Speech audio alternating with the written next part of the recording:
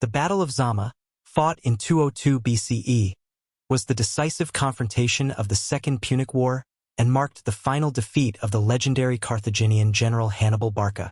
After over a decade of waging a brilliant and relentless campaign against Rome, Hannibal was forced to return to Carthage to defend his homeland from the Roman general Scipio Africanus.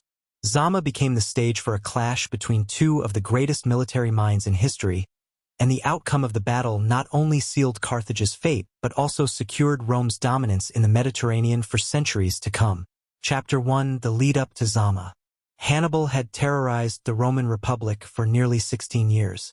After crossing the Alps in 218 BCE, he had inflicted crushing defeats on Roman armies, most notably at Cannae in 216 BCE, where he decimated the largest Roman force ever assembled. Despite these victories, Hannibal could not deliver a final blow to Rome itself, as his forces became isolated and stretched across southern Italy. Over time, Rome's resilience, attrition strategies under Fabius Maximus, and the difficulty Hannibal faced in securing reinforcements from Carthage wore down his campaign. Meanwhile, the Roman general Publius Cornelius Scipio, later known as Scipio Africanus, rose to prominence. Scipio had successfully driven the Carthaginians out of Spain, cutting off one of Hannibal's key sources of support and wealth. His victories in Spain, coupled with his bold plan to attack Carthage directly, shifted the momentum of the war. In 204 BCE, Scipio led a Roman army to North Africa, forcing Carthage to recall Hannibal from Italy to defend the city. Hannibal's return to Carthage in 203 BCE was a moment of hope for the Carthaginian people. Despite having spent years in Italy without significant reinforcements, Hannibal was still respected for his military prowess and his ability to outwit Rome on numerous occasions. However, the situation in Carthage was desperate. Scipio had already won several key victories in North Africa, and Carthage's military strength had been significantly diminished since the start of the war. The stage was set for a final showdown between the two great generals.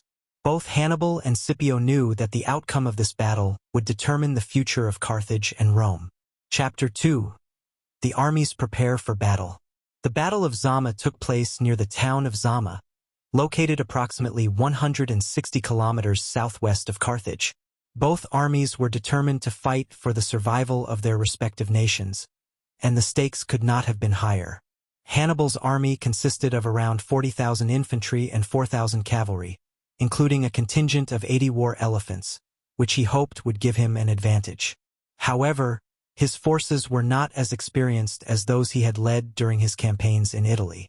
Many of his veterans had been lost in battle or through attrition, and he was now relying on a mix of newly recruited Carthaginians, mercenaries, and local allies, including soldiers from Numidia who were less reliable.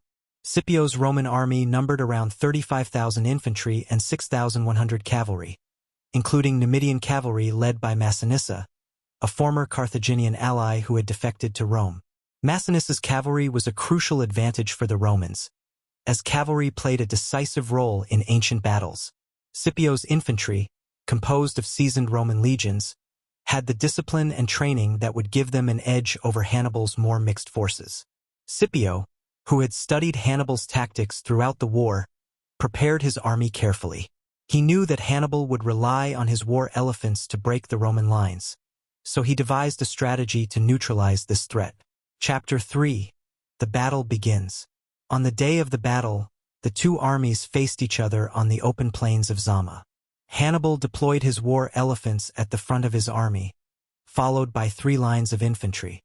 His plan was to use the elephants to break through the Roman lines, followed by his infantry to exploit the gap. The second and third lines of Hannibal's infantry were held in reserve, with his veterans stationed at the rear. Scipio, anticipating Hannibal's tactics, arranged his infantry in manipular formations with wide gaps between the units. These gaps were designed to allow the elephants to pass through the Roman lines without causing significant damage.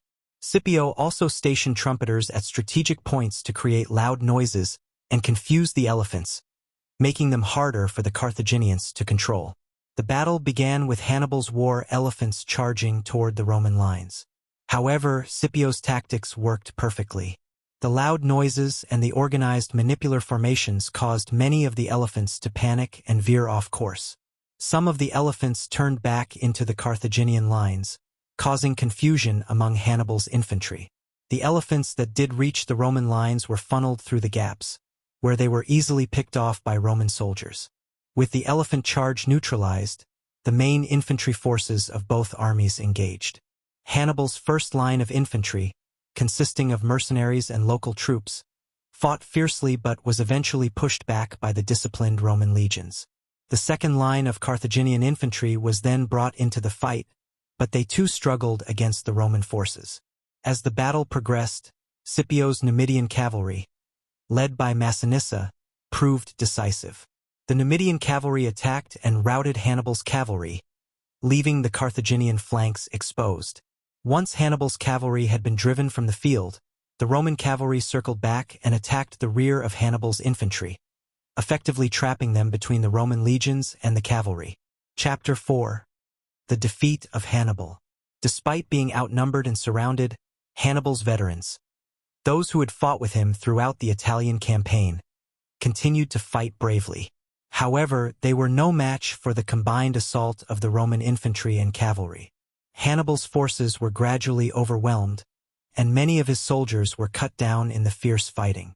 Hannibal himself fought valiantly, but he could see that the battle was lost. His army was outmaneuvered and outclassed by Scipio's disciplined and well-prepared forces. By the end of the day, the Carthaginian army had been decisively defeated. The Battle of Zama was over, and Hannibal's long struggle against Rome had come to an end. Hannibal survived the battle and fled to Carthage, where he urged the city to sue for peace. Carthage, recognizing that it had no chance of continuing the war, agreed to Scipio's terms. The Treaty of Zama imposed harsh conditions on Carthage, including the loss of its overseas territories, the dismantling of its navy, and the payment of a large war indemnity to Rome. Although Carthage was allowed to remain a functioning city-state, its power was broken, and it was no longer a threat to Rome. Chapter 5. The Aftermath of Zama. The defeat at Zama marked the end of the Second Punic War, and with it, Carthage's ambitions for dominance in the Mediterranean were shattered. Rome emerged as the undisputed master of the Western Mediterranean, free to expand its influence over Spain, North Africa, and beyond. As for Hannibal, he remained a respected figure in Carthage, but his political enemies, fearful of Roman reprisals, forced him into exile in 195 BCE. Hannibal fled to the courts of various Eastern kings who were enemies of Rome, offering his military expertise. However, he was relentlessly pursued by Roman agents, and in 183 BCE, Hannibal took his own life to avoid capture. The Battle of Zama became a symbol of Roman victory and resilience. Scipio, who had orchestrated the defeat of Hannibal, was given the honorific title Africanus and hailed as one of Rome's greatest generals. His victory not only ended the Second Punic War, but also paved the way for Rome's transformation into a dominant Mediterranean empire. Epilogue. The legacy of Zama and Hannibal. Hannibal's defeat at Zama was a pivotal moment in the history of Rome and the Mediterranean world. While Carthage would survive for a few more decades, it never regained its former power. The Third Punic War, 149 BCE, 146 BCE, would ultimately see the complete destruction of Carthage by Roman forces, cementing Rome's position as the supreme power in the Western Mediterranean. Despite his defeat, Hannibal's legacy endured. His tactical brilliance, especially at battles like Cannae, made him one of the most celebrated military strategists in history. His ability to challenge the might of Rome for so long, far from his homeland and with limited resources, was a testament to his leadership and ingenuity. The Battle of Zama, while marking the end of Hannibal's campaign, highlighted the strength of Roman military discipline and strategic adaptability. Rome's victory at Zama ensured that it would dominate the Mediterranean for centuries to come, setting the stage for the expansion of the Roman Republic and, eventually, the Roman Empire. However, the siege took its toll. The Roman blockade cut off Carthage's access to supplies, leading to starvation and disease within the city. As the situation grew increasingly desperate, the Carthaginians knew they were fighting not just for their freedom, but for the very survival of their civilization. In 146 BCE, the Romans finally breached Carthage's walls. What followed was a week of horrific urban warfare as the Roman legions systematically destroyed the city. The Carthaginians made their last stand in the Bursa, the citadel at the heart of the city. However, the outcome was inevitable. Carthage, once one of the greatest cities of the ancient world, was finally defeated.